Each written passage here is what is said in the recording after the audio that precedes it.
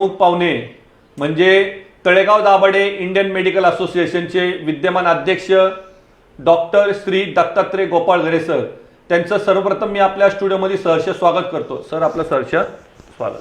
Thank you sir. सरांबद्दल सांगायचं म्हटलं तर नगर जिल्ह्यामधील नागोबाची वाडी या छोट्याशा खेड्यात सरांचा जन्म झाला. सरांचं कुटुंब म्हणजे एक शेतकरी कुटुंब. आई वडिलांनी त्या शेतामध्ये अगदी काबाड कष्ट केले. त्याचं कारण असं होतं की दोघंही अशिक्षित, परंतु जे शिक्षण आपल्या वाटेला आले नाही ते आपल्या मुलांच्या वाटेला आलं पाहिजे हेच डोळ्यासमोर त्यांचं ध्येय होतं. आणि वयाच्या अगदी 6व्या वर्षी आपल्या मुलांचं हे स्वप्न पूर्ण करण्यासाठी त्यांना उच्च शिक्षण मिळावं, त्यांच्यावरती शिक्षणाचे संस्कार व्हावे म्हणून त्यांच्या आजोळी त्यांना ठेवण्यात आलं. त्यांचं आजोळ म्हणजे बीड जिल्ह्यातलं. त्यांचे लहान मामा हे प्रायमरी टीचर. म्हणजे वास्तविक तसं पाहायला गेलं तर शिक्षणाचे संस्कार हे लहानपणापासूनच मामाच्या माध्यमातून त्यांच्यावरती झाले आणि त्यांना सहकार्य लाभलं त्यांच्या ते आजीचं. म्हणजे खऱ्या अर्थाने असं म्हणायला हरकत नाही की त्यांच्या जीवनाचे शिल्पकार त्यांचे मामा आणि त्यांची आजी. सरांनी सुद्धा या गोष्टीला पुरेपूर न्याय द्यायचा प्रयत्न केला. 10वीमध्ये त्यांना 79% पडले आणि त्याच्यानंतर त्यांचा जो शिक्षणाचा प्रवास झाला, 11वी-12वीला सर लातूर येथे 11वी-12वीसाठी शिक्षणासाठी गेले. तिथं सुद्धा त्यांनी शिक्षणाला पुरेपूर न्याय द्यायचा प्रयत्न केला आणि त्यावेळी संपूर्ण महाराष्ट्रामध्ये मेरिट लिस्टमध्ये सर 15वे होते. त्यानंतर सरांचं MBBSचं शिक्षण मुंबई येथे ग्रँड कॉलेज, आपल्या सर्वांना ज्ञात आहे की मुंबईतलं ग्रँड कॉलेज हे अतिशय प्रतिष्ठित मानलं जाणारं कॉलेज. त्या कॉलेजमध्ये सरांचं MBBSचं शिक्षण पूर्ण झालं. त्यानंतर MD इन गायनॅक हे KIM येथे पूर्ण झालं. त्यांच्या MD बद्दल सांगायचं म्हटलं तर त्यावेळी सर गोल्ड मेडलिस्ट. आणि इथं त्यांचा शिक्षणाचा प्रवास थांबला नाही मित्रांनो. त्यानंतर जर्मनीमध्ये ते डिप्लोमा इन लॅप्रोस्कोपी करायला गेले. त्यावेळेस लॅप्रोस्कोपी म्हणजे आपल्या भारतातलं एक नवीन तंत्रज्ञान आणि हे शिकण्यासाठी सर जर्मनी इथं गेले. मित्रांनो, खऱ्या अर्थाने आज आपल्याला एका ग्रामीण भागातला युवक, एक उच्च शिक्षित युवक तळेगाव सारख्या ठिकाणी येऊन आज एक प्रसिद्ध गायनेक म्हणून आपल्या सर्वांना परिचित आहे आणि त्यांचं माऊली हॉस्पिटल सुद्धा तेवढंच प्रसिद्ध आहे. तर चला आज या युवकाचा एक प्रेरणादायी प्रवास आपण ह्या माध्यमातून जाणून घेऊया. तर पुन्हा एकदा मी या सरांचं आज आपल्या रोकठोकच्या स्टुडिओमध्ये सहर्ष स्वागत करतो. सर, पुन्हा तुमचं सहर्ष स्वागत. धन्यवाद सर. सर, मला वाटतं की आज संपूर्ण पंचक्रोशीमध्ये तुम्ही एक गायनेक म्हणून प्रसिद्ध आहातच, बरोबर की नाही? त्याबरोबर मी जसं उल्लेख केला मगाशी, Indian medical association Talegaon Dabhade ब्रांचचे तुम्ही अध्यक्ष सुद्धा म्हणून काम करता. आणि त्याच्या पलीकडची ओळख म्हणजे एक सामाजिक बांधिलकी ठेवून वेळ पडली तर गोर गरिबांतला त्यांचं हित लक्षात घेऊन रुग्णसेवा सुद्धा तुम्ही आज अनेक वर्ष या माध्यमातून करत आहात. तर मला वाटतं आज खास या डॉक्टर्स डे स्पेशल सिरीजमध्ये आज आम्ही तुम्हाला निमंत्रित केले. त्याचं कारण असं आहे की आज ग्रामीण भागातला युवक या पंचक्रोशीमध्ये येऊन स्वतःचा वैद्यकीय क्षेत्रामध्ये एक आगळा वेगळा ठसा निर्माण करतो. तर आज तुमचा हा प्रेरणादायी प्रवास नक्कीच आम्हाला या माध्यमातून ऐकायला आवडेल. सर, आज तुम्हाला आम्ही माऊली हॉस्पिटलचे डायरेक्टर म्हणून सर्वजण ओळखत जरी असतील तरी ह्या मागं एक खूप मोठा संघर्ष आहे, बरोबर की नाही? तर मला वाटतं सुरुवात या प्रवासाची नक्कीच तुमच्या त्या कौटुंबिक पार्श्वभूमीपासून झाली पाहिजे. तर थोडंसं तुमच्या ज्या माध्यमातून आपण कौटुंबिक पार्श्वभूमी जाणून घेऊ. सर्वप्रथम मी रोकठोक मावळ चॅनलचे आभार व्यक्त करतो. फाकटकर सर जे नापाशांच्या शाळेचे संस्थापक संचालक आहेत, जे पिंडाने शिक्षक आहेत, त्यांनी मला जनमानसापर्यंत बोलण्याची, माझे विचार पोहोचवण्याची संधी दिली, त्याबद्दल मी त्यांचा आभारी आहे. आता माझ्या कौटुंबिक पार्श्वभूमीबद्दल जर बोलायचं झालं तर माझा जन्म अशिक्षित, अडाणी, शेतकरी कुटुंबामध्ये नगर जिल्ह्यामध्ये झाला. जमेची बाजू अशी होती की माझ्या कुटुंबाला वारकरी संप्रदायाची वारसा लाभलेला आहे माझ्या आजोबापासून. सरांनी सांगितलं वयाच्या 6 वर्षापासून मी मामाकडे होतो. ॲक्च्युली करेक्शन असं आहे की वयाच्या 6व्या महिन्यापासूनच मी आजीकडे होतो. आमचं गाव जे आहे खूप ग्रामीण दुर्मिळ भागात आहे. त्याच्यामुळे मुलं सांभाळणं, मुलं जोपासणं इथपासनं वाण जाणवत होती आणि ते शक्य होईल की नाही हे आमच्या आईवडिलांना थोडंसं अवघड वाटत होतं. म्हणून आमचे मामा थोडेसे सदन घरचे होते, शिकलेले होते, तर त्यांच्याकडे मला सोडण्यात आलं. शिक्षणाच्या अगोदर जे संस्कार घडतात 6व्या-7व्या महिन्यापासून म्हणूयात वयाच्या, ते माझ्या आजीनं धार्मिकतेचे असू, जनमानसात राहण्याचे असू, संघर्ष करण्याचा असू किंवा अडचणीशी मात करण्याचा असू, हे मी माझ्या आजीकडनं शिकलो. त्यानंतर माझे मामा जे प्राथमिक शिक्षक आहेत, दादाहरी गीते गुरुजी, त्यांच्याबरोबर मी राहिलो आणि त्यांच्याकडनं जे काय माझ्याकडे आत्ता सकारात्मक गुणवत्ता आहे असं म्हणूयात, ती सर्वस्वी त्यांच्यामुळे आहे असं मी जाहीर करू इच्छितो. नक्कीच आईवडिलांना जन्म दिलेला आहे, त्यांचंही कर्म त्यांनी केलेलं आहे, त्यांनीही संस्कार केलेले आहेत, पण मुख्यत्वे करून मी जो घडलो माणूस म्हणून, व्यक्ती म्हणून, ते माझ्या मामांमुळे घडलो, एवढं मी सांगू इच्छितो. सर, म्हणजे त्यावेळीची परिस्थिती तशी प्रतिकूलच घरची, बरोबर की नाही? फक्त आईवडिलांचं एक ध्येय की बाबा मुलांनी उच्च शिक्षण घेतलं पाहिजे. तर मला वाटतं की आज ह्या माध्यमातून तुमचा जो शिक्षणाचा खडतर प्रवास होता, त्या प्रवासाबद्दलच थोडंसं आम्हाला जाणून घ्यायचं आहे. शिक्षणाविषयी बोलायचं झालं तर मी माझ्या मामांकडे असल्यामुळे आणि ते प्राथमिक शिक्षक असल्यामुळे शिक्षणाची आवड लहानपणापासूनच होती. ती आवड पुढे 5वी नंतर नवोदयची परीक्षा दिल्यानंतर मी नवोदयला सिलेक्ट झालो. नवोदयविषयी बोलायचं म्हणलं तर स्वर्गीय राजीव गांधी यांनी जवळपास 1984 साली ग्रामीण भागातील हुशार विद्यार्थ्यांसाठी काहीतरी करावं या हिशोबाने प्रत्येक जिल्ह्यामध्ये एक CBSEची शाळा काढली होती. बीड जिल्ह्यातली ही शाळा गडी या ठिकाणी आहे, गेवराई तालुक्यात, आणि तिथे मी 10वीपर्यंतचं शिक्षण घेतलं. गरीब कुटुंबातला विद्यार्थी, पण CBSEचं शिक्षण 10वीपर्यंत मिळणं ही माझ्यासाठी खूप भाग्याची गोष्ट ठरली आणि जेणेकरून माझा पाया तिथल्या शिक्षकांमुळे, तिथल्या संस्कारांमुळे मजबूत झाला. त्यानंतर 10वी नंतर मी 11वी-12वीसाठी लातूर येथे राजर्षी शाहू महाविद्यालय येथे प्रवेश घेतला. तिथे मला परिश्रम या गोष्टीची जाणवली. बुद्धिमत्ता जरी असली तरी अभ्यासाला काही पर्याय नसतो हे जाणवलं. तिथे डॉक्टर अनिरुद्ध जाधव ह्या सरांचं जे मार्गदर्शन आणि आदर्श मिळाला तो कदाचित आयुष्याला कलाटणी देऊन गेला. 12वीमध्ये मी मेरिटमध्ये होतो, विभागामध्ये 15वा होतो. माझं PCB PCM दोन्ही 98 होतं आणि ॲग्रिगेट 93 होतं. कुठलंही ट्युशन न करता फक्त शाहू कॉलेजच्या शिक्षकांच्या मार्गदर्शनातनं हे मिळालं आणि स्वतःचीच पाठ स्वतःच थापटून घेतल्याची एक भावना निर्माण झाली. त्यानंतर मला ग्रँड मेडिकल कॉलेज मुंबई येथे MBBSला ॲडमिशन मिळालं. सर, थोडंसं तुम्हाला डिस्टर्ब करतो की आता 12वीला तुम्हाला ठीक आहे की ग्रुपला 98% होते, पण 12वीत म्हणजे 11वी-12वीतच ठरलेलं होतं का की बाबा मला मेडिकलला जायचं? याविषयी जर बोलायचं झालं, खरं सांगायचं म्हणलं तर मी तसा मूळचा मितभाषी, फार लोकांशी बोलणं हे मला जमायचं नाही. लहानपणी मी फक्त आजीच्या लुगड्याचा पदर धरून लपून राहायचो आणि पण माझे मामा शिक्षक असल्यामुळे माझी ओढ तशी इंजिनिअरिंगकडे होती, पण त्यांनी सांगितलं की सध्या इंजिनिअरिंगचे थोडेसे दिवस तेवढे बरे नाही आहेत आणि दुसरं, इंजिनियर झाला तर स्वतः मोठा होतो माणूस, गाव सोडून नोकरीला जातो, डॉक्टर झाला तर थोडंसं 4 लोकांना बरोबर घेशील तू, अशी त्यांची भावना होती आणि त्यांची भावनाच बरोबर असेल अशी माझी भावना होती. मग त्यांच्या आशेपोटी, त्यांच्या मार्गदर्शनापोटी मी आंतरिक इच्छा नसतानाही वैद्यकीय ॲडमिशन घेण्याचा निर्णय घेतला. मग पुढं तुमचं MBBSचं शिक्षण? माझं MBBSचं शिक्षण ग्रँट वैद्यकीय महाविद्यालय मुंबई येथे झाले, सर जे रुग्णालय येथे झाले, जिथे खूप चांगलं मार्गदर्शन मिळालं. सर्वांगीण विकास एक पर्सनॅलिटीचा म्हणूयात तो झाला. खूप सगळ्या अडीअडचणी तिथे बघण्यात आल्या, खूप सगळ्या वेगवेगळ्या प्रकारचे रुग्ण बघण्यात आले. त्याच्यामुळे अख्ख्या भारतातलं सर्वात चांगलं किंवा सर्वात जुनं वैद्यकीय महाविद्यालय इथे MBBS शिकण्याचं मला भाग्य लाभलं. मग आता MBBS नंतर बाबा MD करायचं हे ऑलरेडी ठरलं होतं? MBBS नंतर पुढे शिकावं ही मुंबईची एक प्रथा होती, अजूनही आहे, आणि त्याला मान ठेवून मग पुढे आपण काहीतरी शिक्षण घ्यावं असं मी ठरवलं. आणि त्यावेळेला आम्हाला MD साठी एक प्रवेश परीक्षा आली होती, जी पहिल्यांदाच आली होती अख्ख्या महाराष्ट्रात.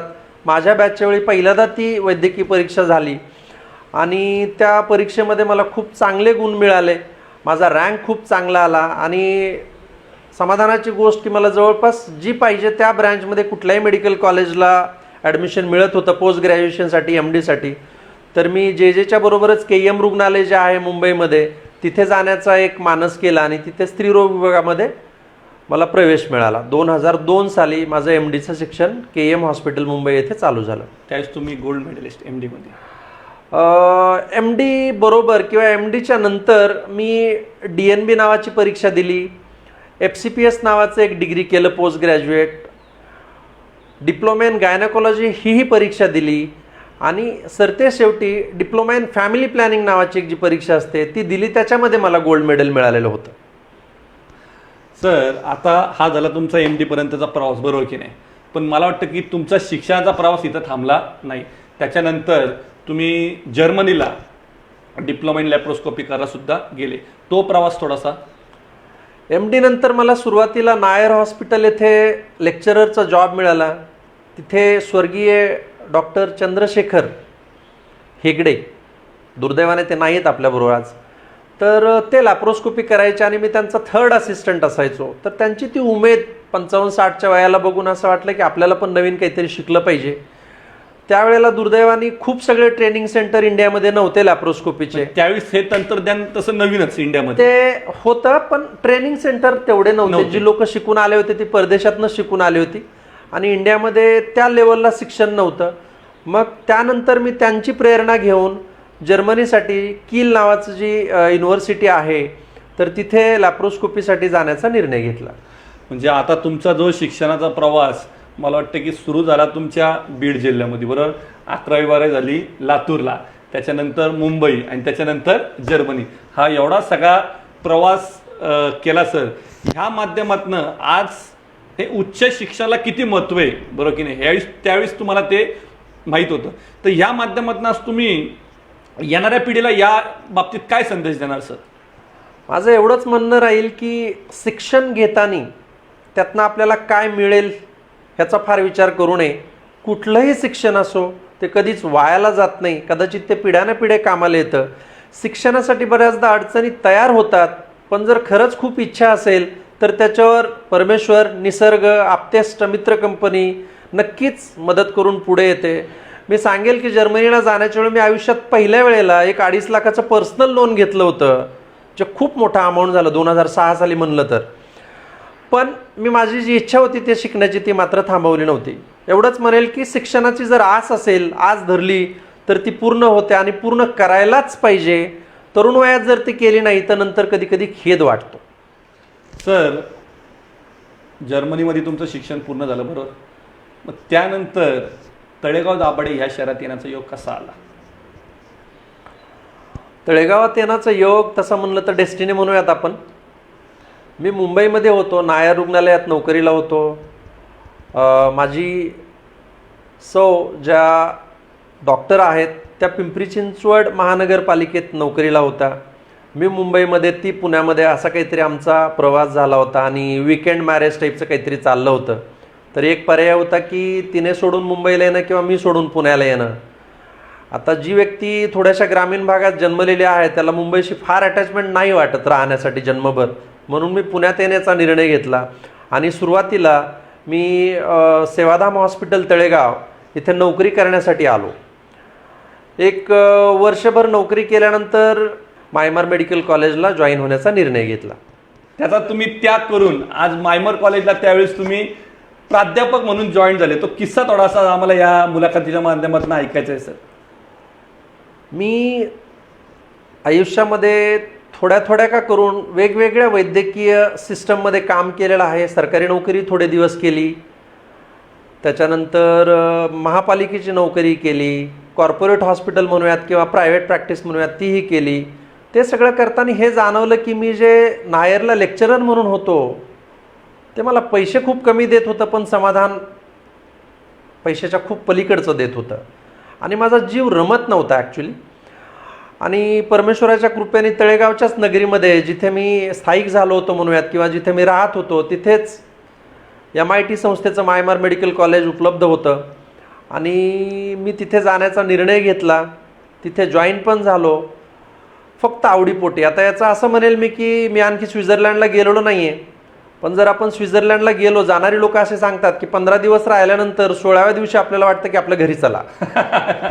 तर कारण ते घरचं समाधान वेगळं असतं. हां, तर आरोग्य सिस्टमच्या वेगवेगळ्या प्रकारच्या प्रक्रिया प्रणालीमध्ये काम केल्यानंतर जाणवलं की माझा जो पिंड आहे, माझा जो आत्मा आहे, माझं जे मन आहे, ते कदाचित वैद्यकीय शिक्षणामध्ये, शिकण्यामध्ये आणि शिकवण्यामध्ये जास्त रमते आणि आपण पुढचं आयुष्य तिथेच काढूयात, या हिशोबाने मी मायमार मेडिकल जॉईन केलं. सर, म्हणजे आयुष्यामध्ये तुम्ही असं म्हणायला हरकत नाही की मटेरियलिस्टिक हॅपीनेसपेक्षा तुम्ही मानसिक समाधानाकडं तुमचा कल हा जास्ती आहे, बरोबर की नाही? सर, मला वाटतं की यानंतर सुरू झाला तुमचा तो हॉस्पिटलचा प्रवास, बरोबर की नाही? 2009ला तुम्ही कामशेट हॉस्पिटल याची सुरुवात केली, तर काय त्या प्रवासाबद्दल थोडंसं सांगता? सेवाधाम हॉस्पिटल, पवना हॉस्पिटलची नोकरी सोडल्यानंतर मी ज्यावेळेला मायमारला जॉईन झालो, मग त्याच्याबरोबर जो संध्याकाळचा वेळ माझ्याकडे शिल्लक असायचा, तो तरुण वयामध्ये आळसात घालवणं, फक्त टी व्ही बघण्यात घालवणं असं योग्य नाही वाटलं. म्हणून मी आणि डॉक्टर बिराजदार, जे ऑर्थोपेडिशियन आहेत, आम्ही चांगले मित्र आहोत, त्यांनी आणि मी कामशेतला एक दवाखाना चालू केला. आता कामशेतला जाण्याचे 2 उद्देश होते. एक होता की ग्रामीण भाग आहे, आमची दोघांची पार्श्वभूमी ग्रामीण होती. दुसरा होता की तिथे एक वैद्यकीय सेवेसाठी पोटेन्शियल स्पॉट होता. जसं वाडोकर दादांनी सोमाटणे फाट्याला पवना हॉस्पिटल उभं केलं, तसंच आम्ही काहीतरी त्या धर्तीवर ते स्वप्न घेऊन आम्ही कामशेतला कामशेत रुग्णालय 2009 साली चालू केलं, ज्याच्या उद्घाटनासाठी आम्हाला doctor Parag Sancheti sir, doctor Suchitra Nagare madam, doctor Ashokji Nikam sir आणि डॉक्टर शशिकांत पवार सर यांचं मार्गदर्शन लाभलं. त्यांच्या आशीर्वादाने ते हॉस्पिटल चालू करून आजतागायत चालू आहे. सध्या माझे लहान बंधू डॉक्टर एकनाथ गोपाळगरे हे ते हॉस्पिटल चालवतात. सर, कामशेटला हा तुमचं पहिलं हॉस्पिटल, बरोबर? मग तिकडनं तुम्ही, मला वाटतं की त्यानंतर पिंपरी चिंचवडला ॲपेक्स नावाचं हॉस्पिटल चालू केलं, बरोबर की नाही? काय त्याच्याबद्दल थोडंसं? कामशेतमध्ये ग्रामीण भागात काम करताना काही अडचणी जाणवल्या. असं जाणवलं की आपण जेवढं काही शिकलो आहे त्याचा तेवढा तिथे फायदा करता येत नाही आहे. सर्वच गोष्टी आपण तिथे बनवू इच्छित नाही किंवा लोक ते अफोर्ड करू शकत नाही किंवा त्याची समज पण नसते. मग डॉक्टर बिराजदार आणि मी मिळून आम्ही काळेवाडी फाटेला अपेक्स हॉस्पिटल हे एक मल्टीस्पेशालिटी हॉस्पिटल, ज्याच्यामध्ये फिजिशियन, ऑर्थोपेडिशियन, गायनॅक असं हॉस्पिटल चालू केलं. त्या हॉस्पिटलच्या उद्घाटनासाठी आम्हाला सिनियर संचेती सरांचा आशीर्वाद लाभला. आप्पा बारणे साहेबांच्या हस्ते पण त्याचं आम्हाला उद्घाटन करता आलं. योगेश बहेल साहेब त्याच्या उद्घाटनाला होते, जेणेकरून थोडासा आवाका जो होता आमचा कामशेतपासनं पिंपरी चिंचवड काळेवाडी फाट्यापर्यंत नेता आला आणि ग्रामीण आणि शहरी दोन्ही प्रकारच्या लोकांना आम्हाला सेवा देता आली. सर, मग आता अपेक्स हॉस्पिटलचं काय स्टेटस तुम्ही स्वतः सांभाळताय? अपेक्स हॉस्पिटल चालू आहे, पण ते आम्ही आता थोडंसं आउटसोर्स केलेलं आहे. मी स्वतः तळेगावात राहायला आल्यामुळे त्याची जी ओढाताण व्हायला लागली, खूप व्हायला लागली आणि ते मॅनेज करणं थोडंसं अवघड व्हायला लागलं. तर अपेक्स हॉस्पिटल चालू आहे, पण तो एक वेगळा ग्रुप चालवतो त्याला, असं मी अभिमानाने सांगेल. आणि सर, आता त्याच्यानंतर मला वाटतं की आज संपूर्ण पंचक्रोशीमध्ये ज्या हॉस्पिटलमुळे तुम्ही आज प्रसिद्ध आहात ते म्हणजे माऊली हॉस्पिटल.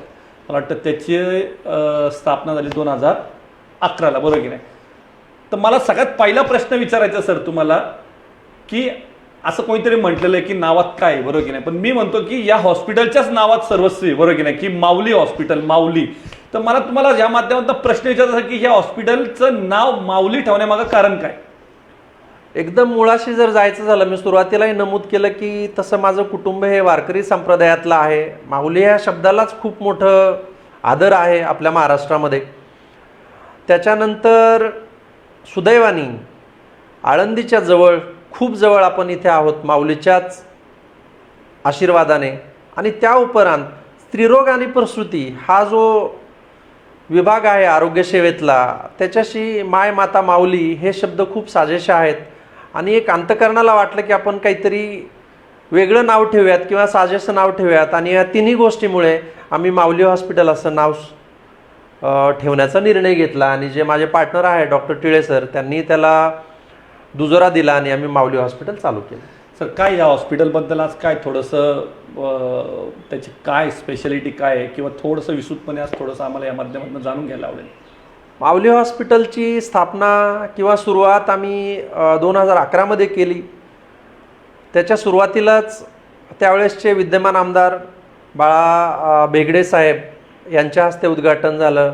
स्वर्गीय डॉक्टर भोगे सर, आदरणीय सिनियर वाडोकर सर, अशा बऱ्याच मंडळीचा आम्हाला त्या उद्घाटनाला आशीर्वाद भेटला. त्यानंतर आमचा प्रवास चालू झाला. एक 2000-2500 स्क्वेअर फीटमध्ये भाड्याच्या जागेमध्ये नम्रता ग्रुपचं शांताई सिटी सेंटर इथे आम्ही ते चालू केलं.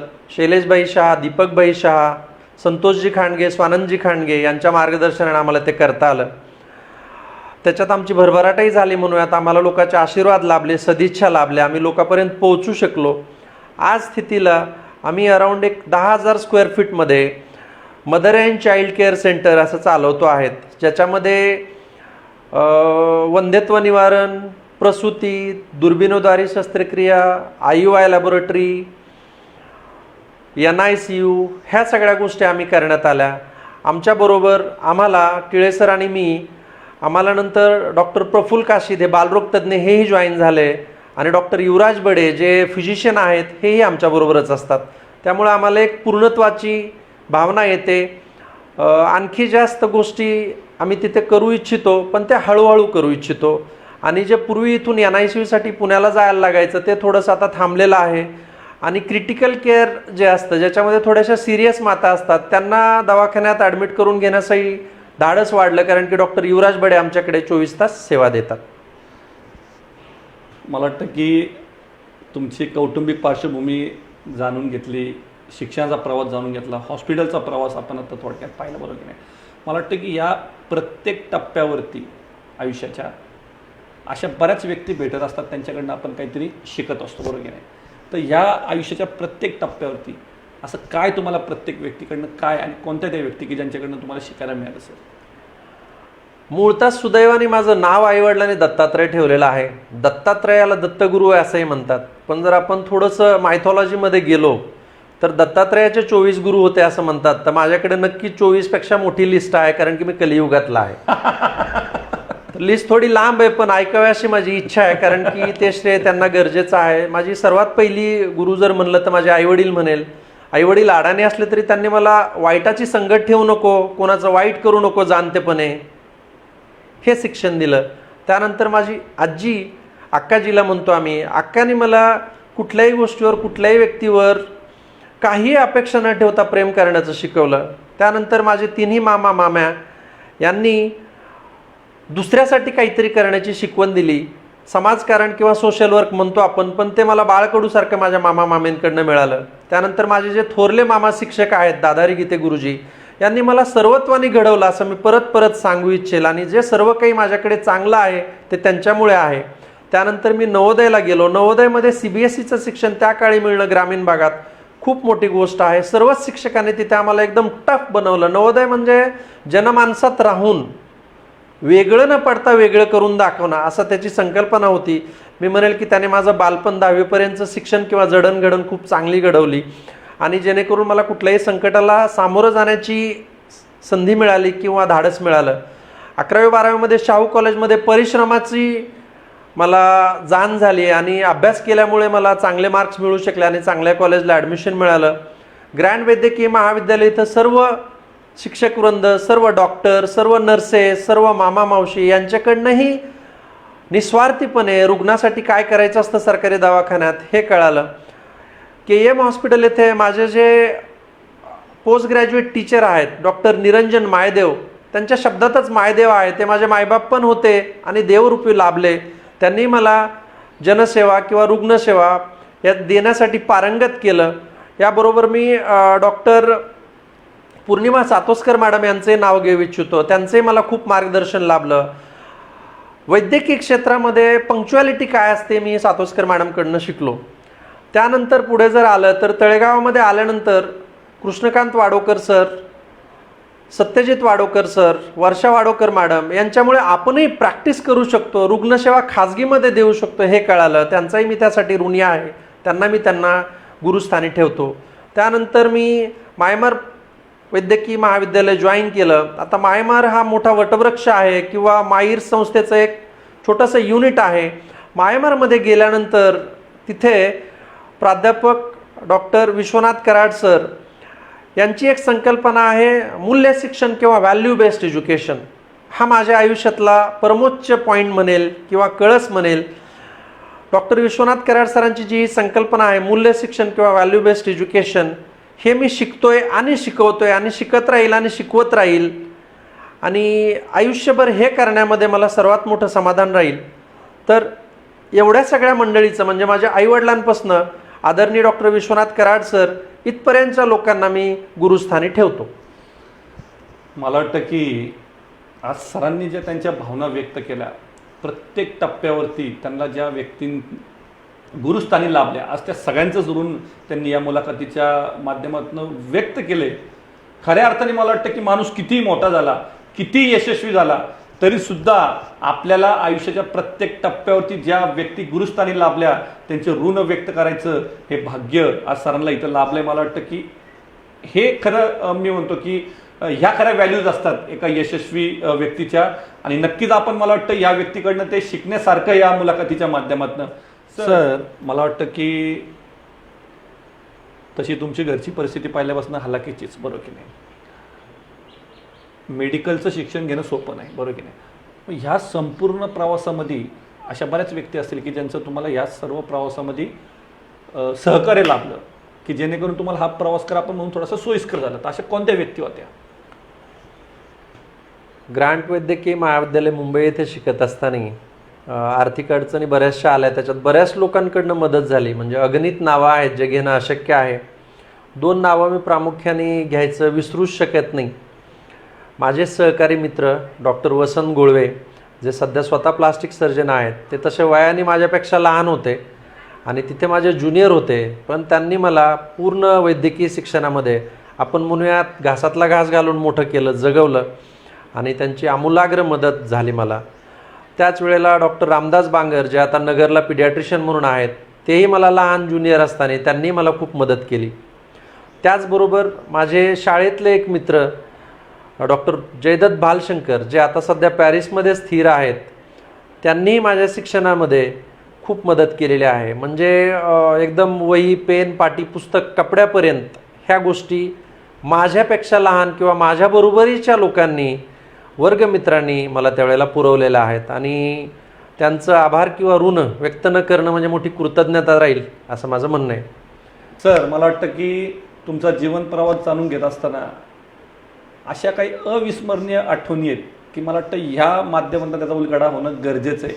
आणि मला वाटतं त्यातली एक अतिशय स्पेशल आठवण म्हणजे जे हॉस्पिटलमधली. तर आज ह्या माध्यमातून त्या आठवणींना उजाळा द्यायचं काम झालं पाहिजे.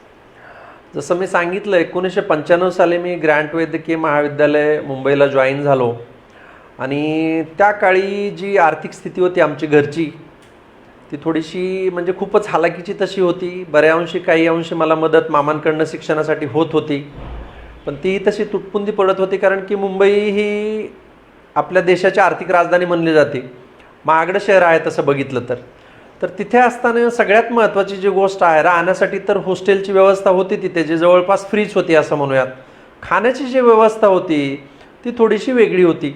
तर तिथे जेच्या कॅम्पसमध्ये त्यावेळेला एक 7-8 कॅन्टीन होते. त्याच्यात तर पोस्ट ग्रॅज्युएट हॉस्टेलला एक 2nd फ्लोअरचं कॅन्टीन म्हणून फेमस आजही आहे, जे शेट्टी चालवायचे. त्या शेट्टीचं एक्झॅक्टली फर्स्ट नेम मला नाही माहिती, पण त्यांना मी कधी विसरू शकत नाही. त्याचं कारण असं की माझं वैद्यकीय शिक्षण संपत आल्यानंतर इंटर्नशिपच्या नंतर, इंटर्नशिपमध्ये आम्हाला तिथे पगार मिळायचा 1700 रुपये, ज्याच्यामध्ये उपजीविका व्हायची. पण इंटर्नशिप संपल्यानंतर पोस्ट ग्रॅज्युएट CET झाल्यानंतर बराचसा काळ असा होता की ॲडमिशनही होत नव्हते आणि उत्पन्नही नव्हतं, नोकरीही नव्हती. तर त्यावेळेला हॉस्टेलमध्ये पॅरासाईट म्हणून राहायचं, पण खायचं काय? तर त्यावेळेला मी शेट्टींकडे जेवायचो 2 वेळेला.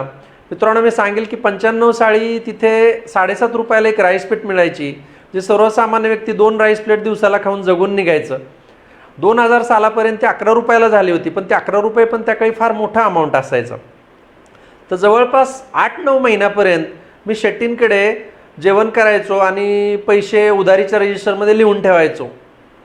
मित्रांनो मला सांगायला अभिमान वाटतो की त्या 8-9 महिन्यामध्ये शेट्टींनी कधी माझ्याकडं या आशेने बघितलं नाही की हा मुलगा येतो, काही न बोलता खातो, पैसे न देता निघून जातो. त्यांनी त्यांच्या शब्दात रूप व्यक्त केलं नाही, त्यांच्या नजरेतनं कधी जाणवलं नाही. आणि त्यानंतर मी थोडंसं धडपड करून एक 4 महिन्याची ऑर्डर नांदेड जिल्ह्यामध्ये हिमायतनगर येथे मला मिळाली. त्याचा पहिला पगार मला ज्यावेळेला झाला, एक 14,000 रुपयाचा पगार मला मिळाला पहिला. तो पगार घेऊन मी हिमायतनगरवरनं डायरेक्ट मुंबईला आलो आणि त्यांचं जे काही ती उधारी होती कॅन्टीनची फार मोठी नव्हती, तर ती दिली त्यांना आणि त्यांना सांगितलं की मी नांदेडवरून आलोय पैसे द्यायला. ते म्हणले बेटा ये करने का क्या जरूरत था. आणि खरंच माझ्या डोळ्यात अश्रू आले की आपले सख्खे आईबापसुद्धा जर करता मुलगा घरी राहिला आणि काही न करता खात असेल तर त्याला टोमणे मारतात, पण त्या शेट्टीने कधी असं केलं नाही. मी त्यांचा जन्मभर नाही म्हणेल, जन्मोजन्मी पिढ्यागंती मी त्यांचा आभारी राहील. शेट्टींशी नंतर काही कॉन्टॅक्ट नाही झाला, पण हे ऋण जे आहे आणि उपाशी माणसाला पोटभर जेवण मिळणं, वर्षभर फुकट मिळणं, यापेक्षा मोठं समाजकार्य मला वाटतं आणखी मोठं काही होऊ शकत नाही. ती प्रेरणा घेऊनच मी लायन्स क्लब किंवा कॅप ह्या माध्यमामध्ये घुसलो आणि जिथे कुठे उपाशी आहे त्याला आपल्याकडनं 2 घास मिळावे, त्याचेही चांगले दिवस नक्की येतील आणि तोही पुढे असाच कोणा त्याला उपाशाला 2 घास देईल आणि ही जी चेन आहे ती चालू राहील, ज्याच्यामध्ये कुणाचं नाव कोणी घेऊ नये, कुणाचा फोटोही काढू नये आणि कुठे मीडियामध्ये देऊ नये, अशी भावना मी व्यक्त करतो. मला वाटतं की सर, मला वाटतं हा प्रसंग सांगताना अतिशय भावूक झाल्याने खरंच येते की जुने दिवस आठवले सर, की निस्वार्थी भूमिकेतून जो आपल्यावरती, मला वाटतं की हे उपकारच म्हणायचे सर्व त्यावेळेसचे, बरोबर की नाही, की आपल्या खिशात पैसे नसताना कोणीतरी आपल्याला एक नव्हे तर तब्बल 8-9 महिने बिलाचं विचारत नाहीये, बरोबर की नाही. आणि मला वाटतं की आज तुम्ही सुद्धा त्याला तुमचे संस्कार जपून त्याला पुरेपूर न्याय द्यायचा प्रयत्न केला आणि तुम्ही त्याला ते पैसे परत, ती आपण ज्याला म्हणतो की उधारी परत केली, हे तुमचं सुद्धा सर संस्कार म्हणायला हरकत नाही. सर मला वाटतं की आता तुम्ही तसं बऱ्यापैकी नाव यू आर फायनान्शियल स्टेबल आणि तुम्ही तळेगाव दाभाडे या शहरात अतिशय आता स्थायिक झाले असं म्हणायला हरकत नाही. पण आज सर मी पाहतोय की यंग जनरेशनला एक क्रेज आहे, विशेषतः की एक हायर एज्युकेशन झालं की त्यांचा ओढा जो असतो तो जास्ती आपली मातृभूमी सोडून, आपली माती सोडून त्यांचा आजकाल अट्रॅक्शन त्यांना परदेशात जास्ती आहे. तर आज तुमच्या मनात असा कधी काही विचार आला सर? एकदम रोखठोकपणे सांगा. नक्कीच. मी ज्या वेळेला जर्मनी फ्रान्स बघून आलो आणि परत आल्यानंतर खूप वेळेला मध्ये म्हणजे इकडे काही अडीअडचण आली किंवा काही घटना घटित घडली की असं वाटायचं की आपण परदेशी का नाही जावं. तर ते का नाही जावंचं एक ब्रेक आमच्या सवनी लावलेला आहे, त्यांना मातृभूमीवर खूप प्रेम आहे. दुसरा जो ब्रेक आहे तो स्वर्गीय डॉक्टर पानिग्राही, जे मायमार मेडिकल कॉलेजला स्त्रीरोग विभागाचे प्रमुख होते, ते मला इंग्रजीमध्ये असं म्हणायचे की रोलिंग स्टोन नेवर गॅदर्स एनी मास. म्हणजे आपण जर जागा बदलत राहिलो तर फार काही आपल्याला मोठेपण मिळण्याचा चान्स नसतो. एक दुसरी एक त्यांची शिकवण मला अशी होती की नवीन जागी जाऊन गोष्टी ॲडजस्ट करणं अवघड होतात, अडचणी सगळीकडेच असतात. त्याच्याविषयी त्यांचा असा सल्ला होता की non enemy is better than unknown friend. तर नवीन माणसाला ओळखणं, त्यांच्याशी ॲडजस्ट करणं आणि तिथे संकट येणारच नाहीत अशी जागा शोधणं हे शक्य नाही. तर आमच्या सौ आणि स्वर्गीय डॉक्टर पानिग्राही याच्यामुळे ह्या प्रश्नाला बऱ्या अंशी मी थांबवू शकलेलो आहो. पूर्ण थांबलाय असं म्हणण्याचं आणखी मी धाडस नाही करणार आहे. मला वाटतं की सरांचं हे सगळं ऐकलं की सर वैद्यकीय क्षेत्रामध्ये असून सुद्धा जीवनाचं तत्वज्ञान सर अगदी योग्य प्रकारे तुम्ही मांडता आणि खऱ्या अर्थाने तरुणांना एक दिशा द्यायचं या माध्यमातून काम करत असता. मला वाटतं की सर आत्ता तुम्ही नमूद केलं की लायन्स क्लब वगैरे, तर मला वाटतं की सर इंडियन मेडिकल असोसिएशनमध्ये कडे येण्यापूर्वी आपण थोडंसं तुमचं जे सोशल, आपण समाजाला काहीतरी देणं लागतो या भावनेतनं आज प्रत्येकजण एखाद्या सामाजिक संस्थेच्या माध्यमातून काम करत असतो, बरोबर की नाही. आज तुम्ही तळेगाव दाभाडे लायन्स क्लबचे एक ॲक्टिव्ह मेंबर आहात, बरोबर की नाही. तर थोडंसं त्याबद्दल काय तुमचं, म्हणजे काय तुम्ही सांगणार आज? माझा दवाखाना शांताई सिटी सेंटरमध्ये आहे, ज्याचे शिल्पकार शैलेशभाई आणि दीपकभाई आहेत असं मी म्हणेल. नम्रता ग्रुपचे शैलेशभाई स्वतः खूप वर्षापासून लायन आहेत. रादर मी असं ऐकलं की ते लिओ पण होते, म्हणजे फार लहानपणापासून.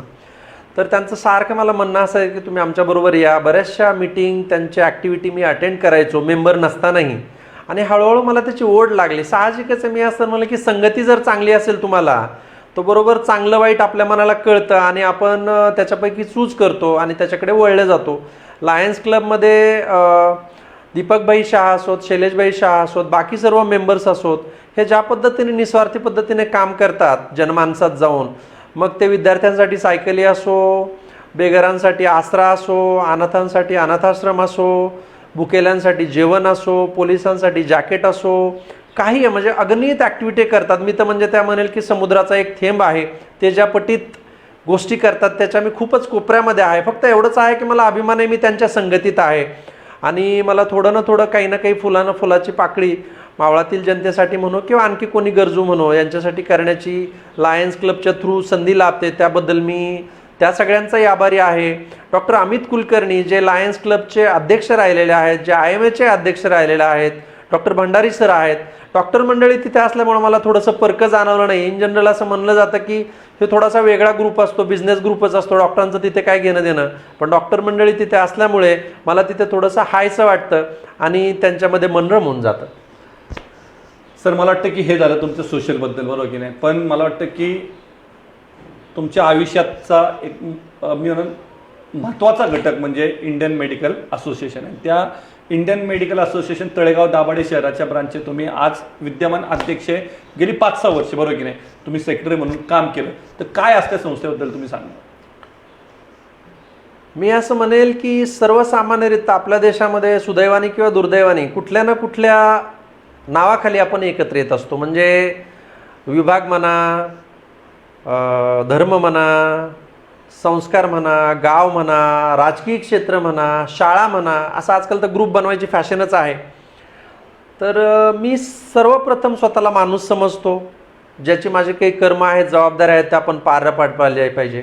त्याच्यानंतर जर थोडंसं वेगळं करायचं म्हणलं तर मी एक डॉक्टर आहे. आणि डॉक्टर म्हणल्यानंतर डॉक्टरांच्या ज्या अडीअडचणी असतात त्या जाणून घेणं, त्याच्यावर जर काही करता आलं तर ते करणं, हे IMAच्या माध्यमातून मला करायला जमतं. माझी आवड नव्हती, सवड पण नव्हती. पण स्वर्गीय डॉक्टर दिलीप भोगे सरांनी आमच्या एक IMAच्या मीटिंगमध्ये सरळ एक निर्णय घेतला की दत्ताला सेक्रेटरी करा. आता हा निर्णय थोडासा जड पडणारा होता. क्षणिक मी एकदम भांबावून गेलो. पण त्यांचा जो आदर मी करतो आणि करायचो त्याला मी नाही म्हणू शकलो आणि मी ते पदभार स्वीकारला. डॉक्टर अमित कुलकर्णी अध्यक्ष असताना मी 2 वर्ष सेक्रेटरी राहिलो. त्याच्यानंतर 2016पासून मी अध्यक्ष आहे. IMAच्या माध्यमातून दवाखान्याला डॉक्टरांना ज्या अडचणी येतात मावळामध्ये, मग ते सोमाटणे फाटा ते कामशेतपर्यंत म्हणूयात, मित्रांनो मला सांगायचं की आम्ही फक्त शिक्षण घेतलेलं असतं, भांडवल नसतं, ओळख नसते, मार्गदर्शन नसतो. मॅक्झिमम डॉक्टर इथले डॉक्टर कुटुंबातले नाही आहेत. तर नवीन आल्यानंतर त्याला प्रॅक्टिस कुठे करायची, नोकरी कुठे घ्यायची, काय करायचं काय नाही करायचं, कोणाचं मार्गदर्शन मिळेल, भाड्याची जागा कशी मिळवायची, चालू केल्यानंतर सुरुवातीच्या अडचणी काय, आणि दुर्दैवाने खूप एस्टॅब्लिश झाल्यानंतर पण अडचणी येतात, त्या कशा सोडवायच्या. तर त्या सोडवण्यासाठी IMAचा मला प्लॅटफॉर्म लाभला. त्याबरोबरच आम्ही दरवर्षी आमची टिमाकॉन नावाची एक ॲन्युअल कॉन्फरन्स घेतो, जी जवळपास नॅशनल लेवलपर्यंत सर्वांना माहिती आहे. या सगळ्यामध्ये भोगे सरांचं मला खूप मार्गदर्शन लाभलं. मी असं म्हणेल मी तसा मितभाषी इंट्रोवर्ट टाईपचा व्यक्ती होतो, पण भोगे सरांनी एक डिसिजन घेतला की याला सेक्रेटरी बनवा. आणि नंतर मला बोलायची जी सवय लागली म्हणेल किंवा बोलणं अनिवार्य झालं. आणि आता मी जास्त बोलतो असं लोक म्हणतात. जास्त बोललं तर थोडंसं ऐकणाऱ्याला त्रास होतो, पण सत्य बोललं तर त्रास नाही होत. तुम्ही म्हणाल मी जास्त नाही बोलणार, सत्य बोलेल. आणि डॉक्टर मंडळी जी काय आहे, ज्यांच्यासाठी जी काही अडचण येईल तर 24 तास त्याच्यामध्ये मी स्वतःला वाहून घ्यावं अशी माझी इच्छा आहे. मला ज्या अडचणी आल्या आणि लोकांनी मला मदत केली, तशा अडचणी पुढच्यांना येऊच नाहीत प्रायमरीली. आणि जर आल्या तर मी आणि माझी IMAची पूर्ण टीम, मग डॉक्टर सुदाम खेडकर असोत, डॉक्टर निलेश नारखडे असोत, आमचे immediate past president doctor Amit Kulkarni असोत, आम्ही सदैव तत्पर असतो. एक किस्सा सांगतो, नाव नाही घेत. इथे जवळच्या एका मोठ्या रुग्णालयामध्ये एकदा घटना घडली आणि तिथे 4-2 लोक जमा झाले, डॉक्टरांना दमदाटी करू लागले. भोगे सरांना त्याचा फोन आला. सर म्हणाले दत्ता आपल्याला तिकडे जायचं आहे. मी म्हणलं सर मला फोन नाही आला. ते म्हणाले मला आला आहे. म्हणलं सर आपल्याला आमंत्रण नसताना आपण जायचं का तिथे. ते म्हणाले हे बघ, आपण जर खरंच कोणाची मदत करणार असोत आणि त्यात डॉक्टरांची, तर तिथे आमंत्रणाची वाट नाही बघायचं. त्यांच्या मार्गदर्शनाखाली आम्ही तिथे पोहोचलो. तिथे गेलं तर फक्त एक डॉक्टर होते. त्या दवाखान्याच्या बाकीचे पार्टनर पण तिथे वेळेत पोहोचू नाही शकले. आम्ही 3-4 जण तिथे गेल्यानंतर खरंच त्या डॉक्टरांना आधार मिळाला. ती घटना माझ्या हृदयामध्ये एवढी कोरून राहिली की त्यानंतर मी असं ठरवलं की कुठल्याही दवाखान्यात काही अडचण झालेलं आपल्याला जर कानी पडलं तर काहीही विचार न करता आपण तिथे न सांगता बिना आमंत्रणाचं जायचं, डॉक्टरांच्या किंवा दवाखान्याच्या स्टाफच्या पाठीशी उभं राहायचं. ती वेळ असती थोडीशी कठीण असते, तुटलेला असतो पूर्णपणे माणूस, कदाचित कुटुंबापासून दूर असतो, ऑलरेडी मानसिक तणाव असतो आणि आपण तिथे गेल्याने त्यांना एक धीर येतो, ती वेळ निभावून नेतो. या माध्यमात आणखी एक गोष्ट मी जनतेला सांगू इच्छेल की डॉक्टर हा परमेश्वर नसतो. डॉक्टर हा एक सर्वसामान्य माणूस, ज्याला थोडंसं वेगळं शिक्षण दिलेलं असतं. तो त्याचा व्यवसाय तर नाही म्हणत, सेवा करत असतो. जे शक्य आहे तो पूर्णपणे करत असतो. कोणीही एकदम परफेक्ट असू शकत नाही. मी स्त्रीरोग तज्ज्ञ आहे, माझ्याही काही लिमिटेशन्स आहेत. प्रत्येक दवाखान्यात छोट्या मोठ्या काही ना काही लिमिटेशन्स असतात, पण तिथले डॉक्टर कर्मचारी जीव ओतून स्वतःचा किंवा जीव धोक्यात घालून, आता कोरोनाच्या पार्श्वभूमीवर बघितलं तर जीव धोक्यात घालून लोकांची मदत करतात. त्याचा मान ठेवावा, त्याची जाण ठेवावी. आणि अघटित असं काही घडलं जे आमच्या कुवतीच्या पलीकडे आहे किंवा ईश्वराचीच इच्छा आहे किंवा नीतिमत्ता तशी आहे म्हणूयात आपण म्हणा, किंवा जे घडणार आहे ते घडणारच आहे असं जर असेल तर ते आपण थांबवू नाही शकत. तर तशा वेळेला दवाखान्याला सहकार्य करावं किंवा दवाखान्यातील कर्मचाऱ्यांना खूप जास्त शारीरिक, मानसिक, आर्थिक ताण पडेल अशा कृती समाजाने करू नये, एवढी एक विनंती मी IMAच्या प्लॅटफॉर्मवर करू इच्छेल. आणखी एक आश्वासन की मावळमध्ये सर्व डॉक्टर्स आपलं काम व्यवस्थित करत असतात, 24 तास करत असतात. आम्ही ते नक्कीच करत राहू ही ग्वाही देतो. कुठल्याही रुग्णाला कसल्याही प्रकारच्या अडचण येऊ नये हा आमचा प्रयत्न राहील. पण जर काही घडलं तर मावळातल्या जनतेने त्यांना सहकार्य करावं, सांभाळून घ्यावं आणि त्यांना त्रास होऊ नये अशा गोष्टी वागण्यामध्ये असाव्यात, एवढं माझी एक इच्छा असेल.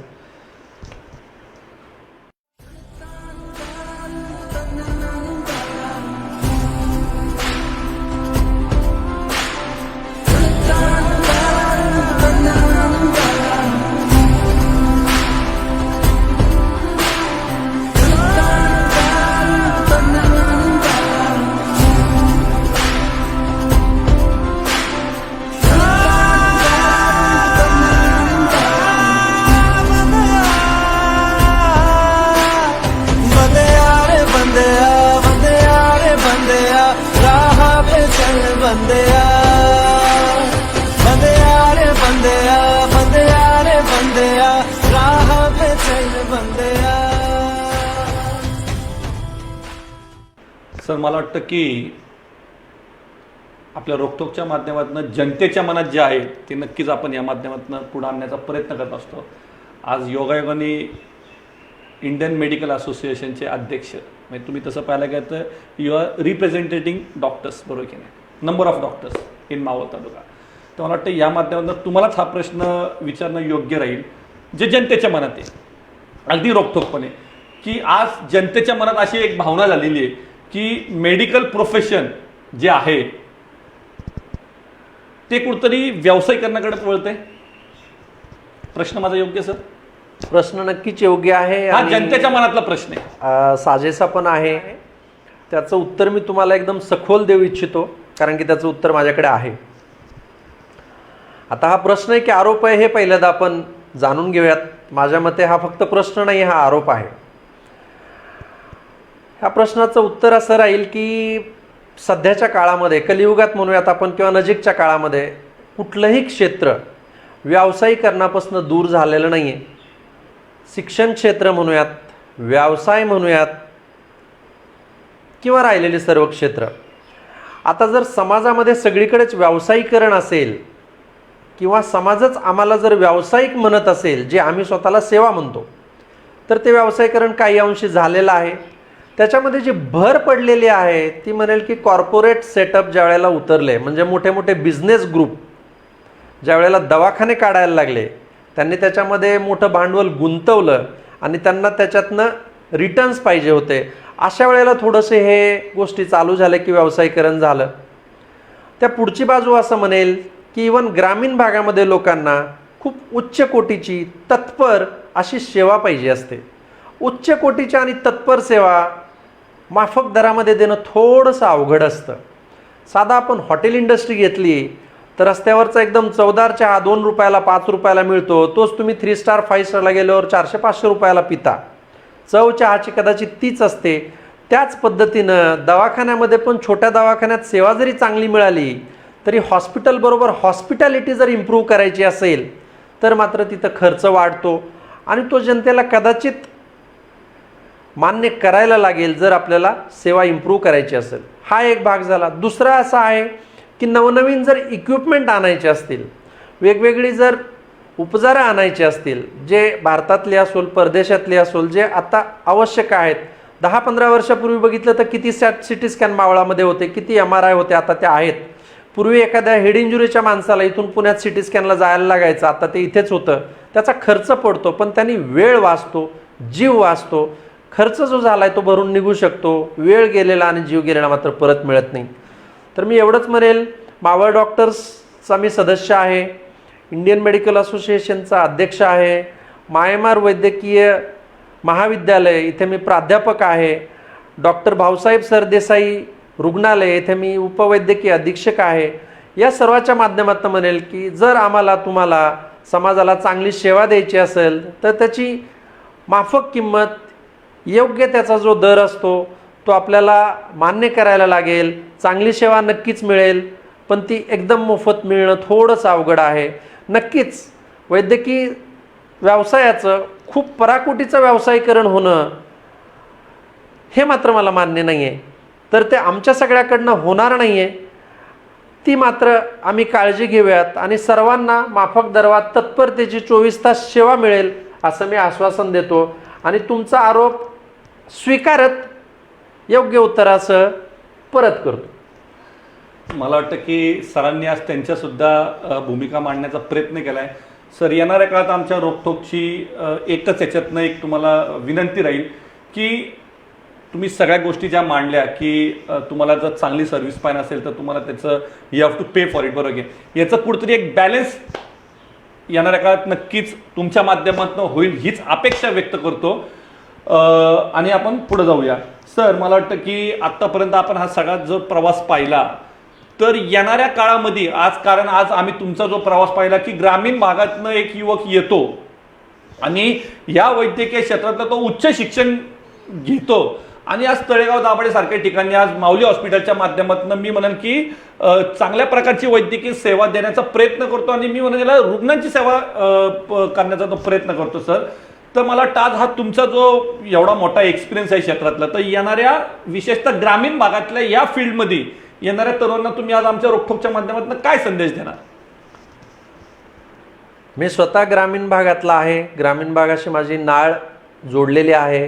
म्हणूनच तुम्ही जर बघितलं की मी 11 वर्ष मुंबईत राहून जर्मनी फ्रान्सहून परत येऊन तळेगावात स्थायिक झालेलो आहे. इथली हवा चांगली आहे, इथले लोक चांगले आहेत. फक्त एवढंच म्हणेल की मी ग्रामीण भागातील विद्यार्थ्यांनी कुठलंही जर ध्येय मनाशी धरलं, मग ते काहीही असो, कुठल्याही व्यवसायाशी निगडीत असो, कुठल्याही शिक्षणाशी असो, त्याची जिद्द सोडू नये. अडचणी जरी आल्या तुम्ही तरी तुमचा उद्देश जर क्लिअर असेल तर खूप सगळी लोक तुम्हाला मदत करायला उभी असतात. आपला उद्देश क्लिअर असावा. सातत्याने हळूवार प्रामाणिकपणे केलेले जे प्रयत्न असतात ते नक्कीच तुम्हाला यशाच्या उंचीवर नेण्यापेक्षा मी म्हणेल समाधानाच्या उंचीवर नेऊन ठेवतात.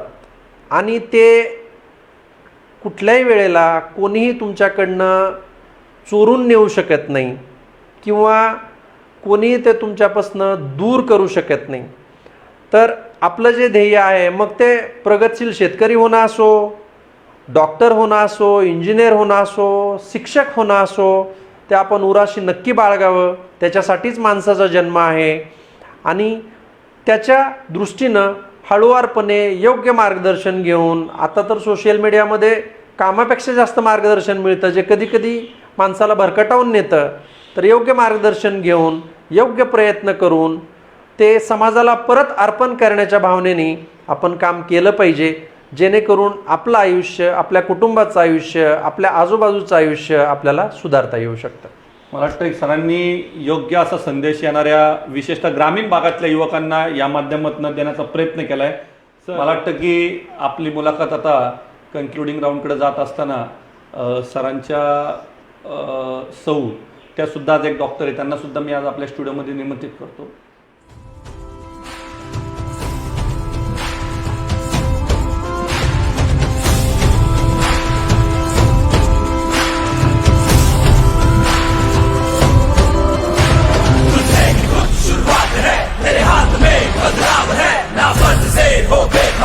बहुत रख लिया है सबर, हाँ अभी नहीं तो कभी नहीं, सीने पे चला ले आप ना।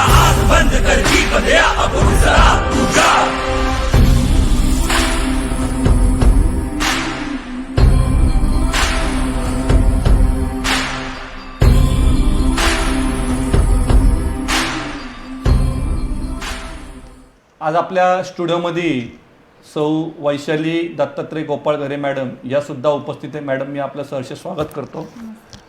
मॅडम, आपण भूलतज्ञ बरोबर की नाही?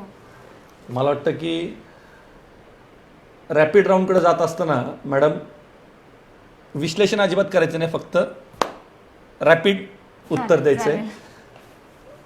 आता मला वाटतं की सरांचा एवढा संघर्ष झाला आहे बरोबर की नाही?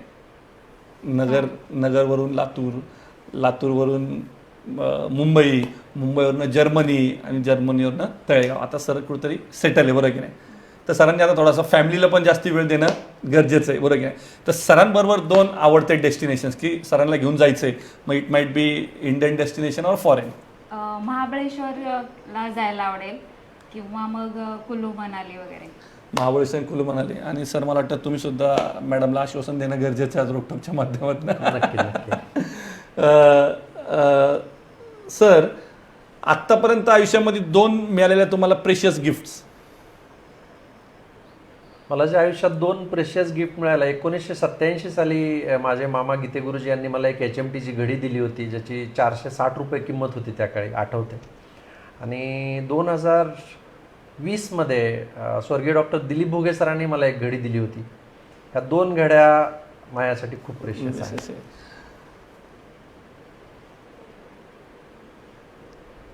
मॅडम, 2 आवडते चित्रपट. एक आहे खबरदार आणि दुसरा किल्ला. किल्ला, अरे वा. सर, 2 आवडते डिशेस. भेंडी फ्राय आणि पिझ्झा. अरे बापरे. मॅडम, मला वाटतं की आता सरांचा सगळाच प्रवास अगदी गोड झाला आहे सुरुवातीपासून या मुलाखतीमध्ये बरोबर की नाही? सर सुद्धा एक व्यक्तीच आहे बरोबर की नाही? सर काही 100% परफेक्ट नसतीलच. तर सरांचा एक न आवडणारा स्वभावगुण. फोन केल्यानंतर काय होतं की 2 शब्द बोलेपर्यंत हां हां हां आणि नंतर मग सर फोन ठेवून देतात. पुढचं काय बोललंय हे सरांना माहीत पण नसतं.